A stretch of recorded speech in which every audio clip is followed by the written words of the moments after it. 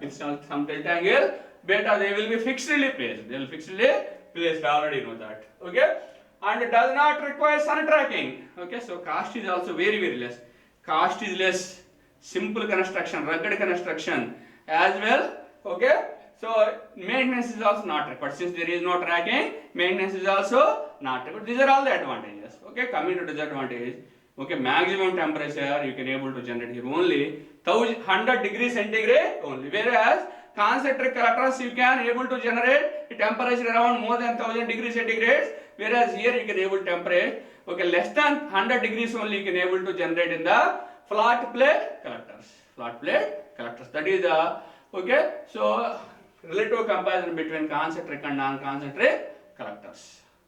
Okay, next coming to, okay, by using concentrated collectors, huge temperatures we can able to generate. We can able to generate.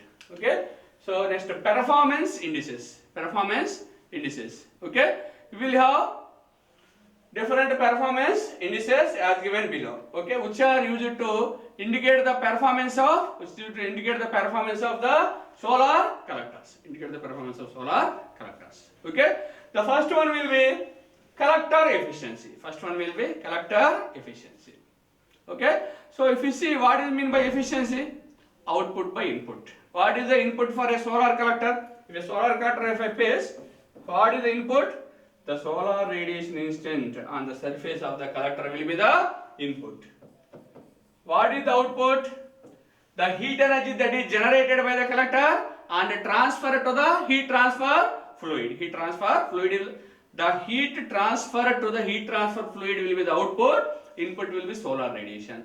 Now we will have the, you can define efficiency. You can define efficiency as the output is nothing but heat transfer to the heat transfer fluid. Input is nothing but solar radiation. The efficiency, okay, the collector efficiency we can define as ratio of heat transfer to the heat transfer fluid to the solar radiation. To the solar radiation, that we can call as a collector efficiency. This is also one of the performance indices. One of the performance indices. Okay. Next, coming to concentration ratio. Concentration ratio. Concentration ratio is 1. Okay. Concentration ratio is defined as the, okay, so area of aperture to the, ratio of area of aperture to the and area of the receiver. Area of the receiver. Okay. Very important. Concentration ratio is very important. It is defined as the ratio of the area of aperture of the system to the area of the receiver. To the area of the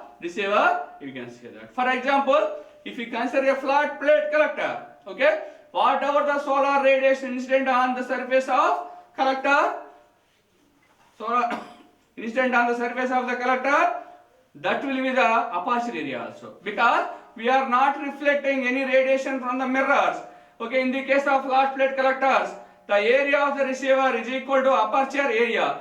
So the concentration ratio in the case of flat plate collectors will be 1. Very important. Very important. Okay. So next, coming to, okay, so in the case of concentrated type of collectors, what you are doing? By using different mirrors, you are concentrating the solar radiation onto the surface of the collector. So you may have a different concentration ratios. Okay. Now you can say that you may have a different aperture area. Okay. How many mirrors are reflecting? That much will be the area. Okay. So simply you can say that concentration ratio will be equal to, okay, concentration ratio will be equal to ratio of aperture area to the, okay, so area of the receiver. That you can say. Next, last one will be temperature range. Temperature range is the range of temperatures. Okay. So which the heat transfer is heated up by the collector. Okay. What we are saying? Solar collector receives the solar energy and, okay, heat, it will convert solar radiation into heat, and that heat is transferred to the heat transfer fluid. Okay. Here temperature range is defined as the heat to which, okay, so the heat transfer fluid is heated up, that you can call as a heat range. This is also one of the performance indicator.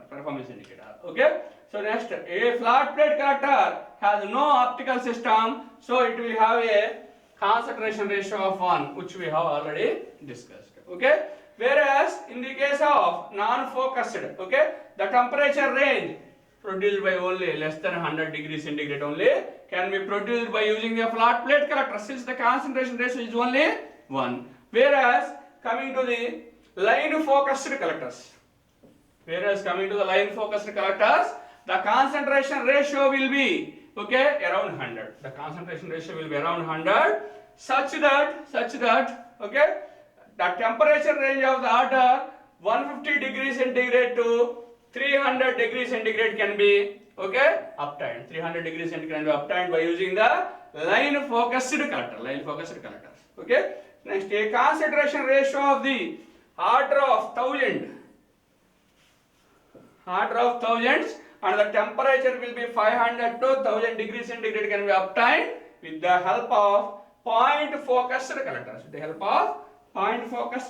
Okay, we can say that for flat plate collectors the concentration ratio will be 1, because aperture area is equal to the receiver area, and the maximum temperatures will be less than 100 degrees centigrade you can able to generate. Whereas in the case of line focused collectors, you can have a concentration ratio of around 100, so that you can able to generate a temperatures around 150 degrees to 300 degrees. Okay, and also in a point focused collectors you may get concentration ratio around 1000, such that you can able to generate a temperatures 500 degrees centigrade to 1000 degrees centigrade.